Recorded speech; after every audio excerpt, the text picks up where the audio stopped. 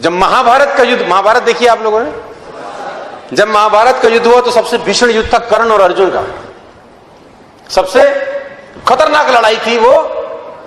और जानते हैं कि उसमें लड़ाई में प्रूफ क्या करना चाहते थे कि बेटर कौन है। लड़ाई किस चीज की थी?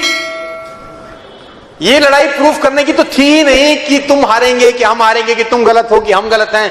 दोनों में एक ही लड़ाई थी कि हम दोनों में बेटर कौन है।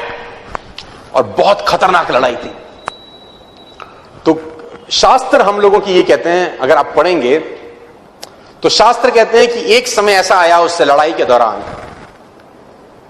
कि जो कर्ण थे उन्होंने जब तीर चलाया, जिसको बोलते हैं एरो, और वो तीर जब अर्जुन के पहिए में जाके लगा तो शास्त्र ये बोलते हैं कि अर्जुन का जो रथ था, जिसपे भगवान कृष्ण खुद विराजमान थे, उनका रथ 3 कदम पीछे खिसक गया। इतनी शक्ति के साथ उसने बाण मारा। कितना फीट पीछे गया? 3 फीट। अब बारी अर्जुन की थी, उसको उसका आंसर।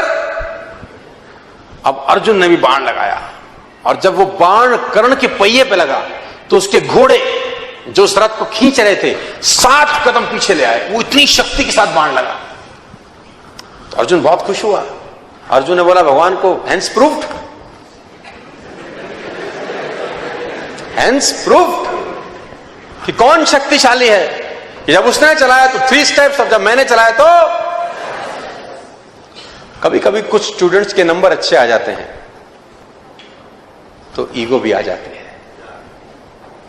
कभी कभी देखो, नंबर अच्छे लाना और लाते रहना में अलग अलग बातें हैं। लाना और लाते रहना दोनों अलग अलग बातें हैं। तो यहां पर गुरु का रोल शुरू होता है। यहां गुरु उसको बताता है कि नहीं, ऐसा नहीं है, ईगो की जरूरत। उसने बोला देख मैंने तो मारा ना, देखो मारा तो 7 कदम, उसने मारा तो 3 कदम, तो प्रूफ हो गया, हेंस प्रूफ, थ्योरम सॉल्व।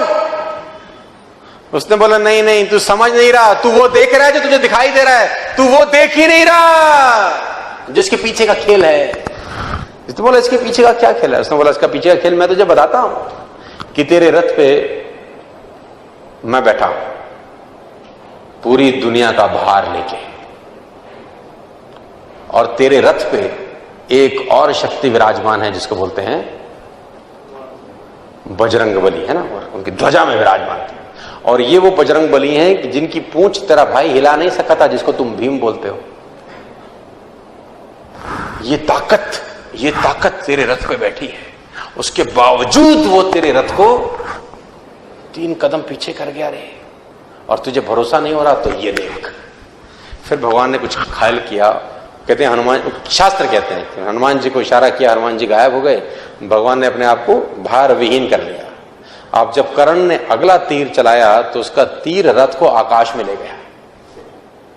तो भगवान ने बोला इसीलिए गुरु की जरूरत रहती है कि चेला उड़े नहीं फालतू फंड।